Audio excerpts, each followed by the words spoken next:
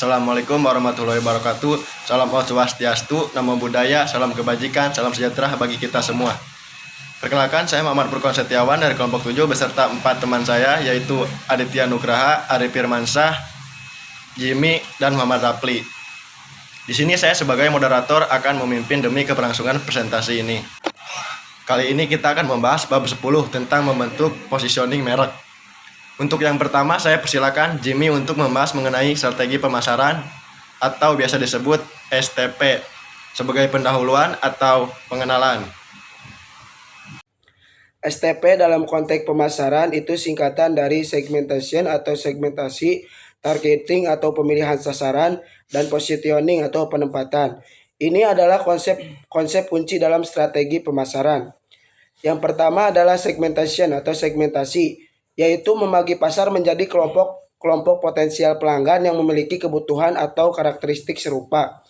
Yang kedua, targeting atau pemilihan sasaran, yaitu memilih segmen tertentu untuk difokuskan berdasarkan daya tarik dan kesesuaian dengan penawaran perusahaan.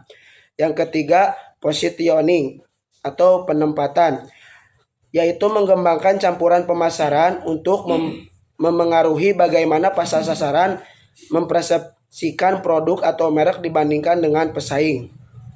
Menerapkan STP membantu perusahaan menyesuaikan upaya pemasaran mereka dengan kelompok pelanggan tertentu dan meningkatkan efektivitas strategi mereka. Yang kedua akan dibacakan oleh Aditya Nugraha untuk membahas positioning mulai dari definisi jenis, tujuan, dan hasil. Pengertian positioning. Positioning adalah salah satu aktivitas perusahaan dalam merancang produk dan strategi marketing agar dapat menciptakan kesan tertentu yang diingat di benak konsumen. Positioning bukanlah tentang aktivitas yang dilakukan perusahaan terhadap produknya, akan tetapi tentang aktivitas yang perusahaan lakukan terhadap persepsi konsumen. Jenis-jenis positioning ada 3. Yang pertama, brand positioning. Brand positioning adalah salah satu marketing strategi yang bertujuan untuk mengenalkan produk perusahaan agar lebih dekat kepada konsumen. Yang kedua, positioning pasar atau market positioning. Positioning pasar adalah kemampuan perusahaan untuk memenuhi persepsi pelanggan terkait produk mereka yang serupa dengan milik kompetitor. Yang ketiga, positioning produk atau product positioning. Positioning produk adalah salah satu tindakan yang dilakukan perusahaan untuk membuat produknya selalu diingat oleh customer. Tujuan positioning menurut Hasan terdapat 3 tujuan bagi perusahaan untuk melakukan positioning. Ketiga tujuan tersebut antara lain, yang pertama, menempatkan dan memposisikan produk pada pasar sehingga produk tersebut tampak berbeda dan menjadi terpisah dengan merek pesaing. Yang kedua, ada memposisikan produk sehingga dapat menyampaikan beberapa hal keunikan produk kepada pelanggan.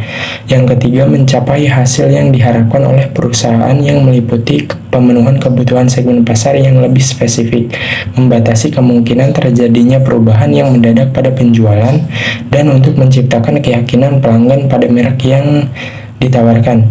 Hasil dari positioning tersebut adalah proposisi nilai yang terfokus pada pelanggan. Selanjutnya akan dibacakan oleh Rapli dan Ari untuk membahas pengembangan strategi positioning. Strategi diferensiasi adalah pendekatan bisnis di mana suatu perusahaan berusaha menciptakan produk atau layanan yang unik dan dianggap bernilai tinggi oleh pelanggan. Ini dapat melibatkan inovasi, kualitas tinggi, desain kreatif, atau faktor lain yang membedakan produk atau layanan dari pesaing. Tujuannya adalah menarik pelanggan dan dengan menawarkan nilai tambah yang unik. Pembahasan tentang POD dan POP.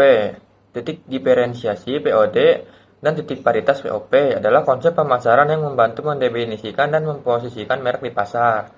Titik diferensiasi atau POD ini mengacu pada atribut atau karakteristik unik suatu produk atau merek yang membedakannya dari pesaing.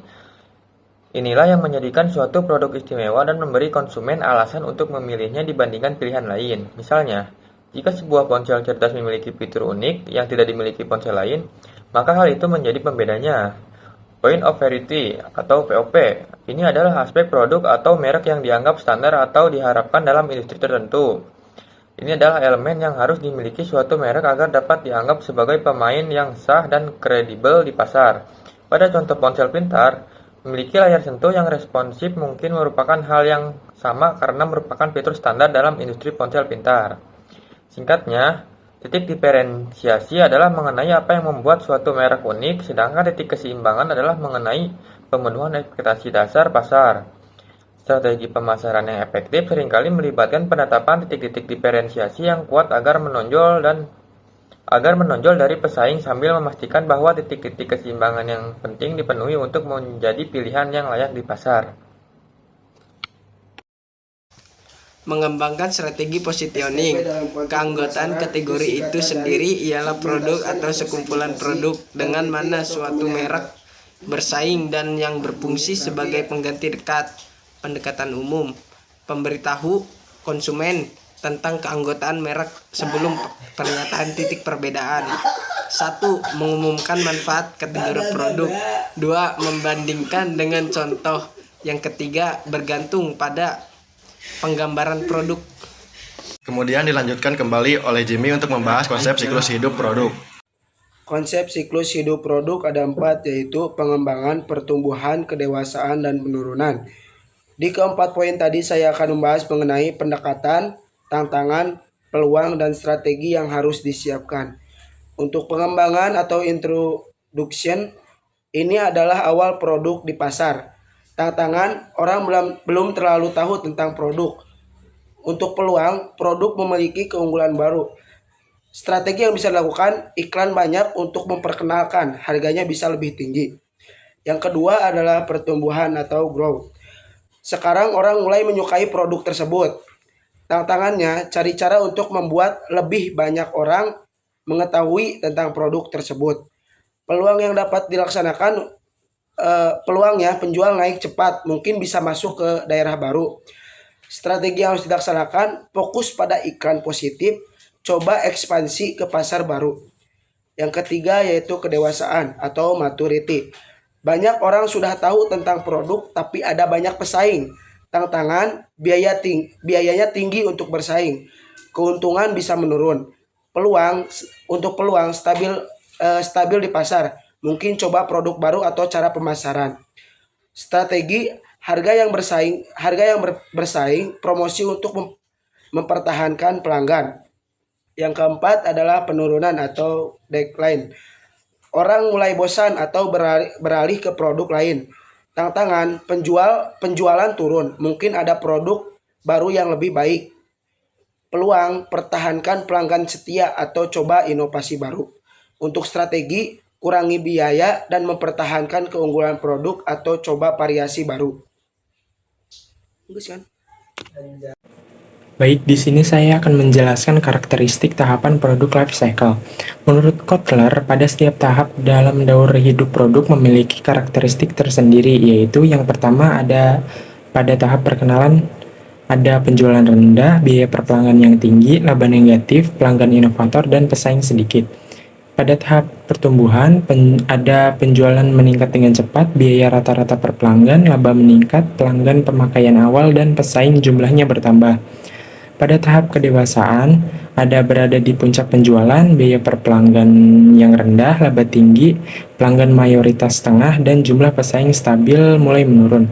Nah, yang terakhir, pada tahap penurunan terjadi penurunan penjualan, biaya per pelanggan rendah, laba menurun, pelanggan memakai terlambat, dan pesaing jumlahnya menurun. Nah, jadi pada setiap tahap tersebut terdapat peluang dan masalahnya yang berbeda-beda dalam kaitannya dengan strategi pemasaran dan potensi laba. Dengan mengenali tahap di mana suatu produk sedang berada atau akan dituju, pihak manajemen dapat merumuskan rencana dan strategi pemasaran yang tepat. Dapat disimpulkan, proses ini penting untuk membedakan merek Anda dari pesaing, menciptakan citra yang diinginkan, dan menarik target pasar yang tepat. Dengan merancang positioning yang jelas dalam relevan, Anda dapat membangun hubungan yang kuat dengan pelanggan dan meningkatkan kesadaran merek. Dengan merancang positioning yang jelas dan relevan, Anda dapat membangun hubungan yang kuat dengan pelanggan dan meningkatkan kesadaran merek. Penting untuk terus memantau dan menyesuaikan positioning sesuai dengan perubahan pasar dan kebutuhan konsumen. Sekian presentasi dari kami, kurang lebihnya mohon dimaafkan. Saya selaku moderator izin undur diri. Wassalamualaikum warahmatullahi wabarakatuh.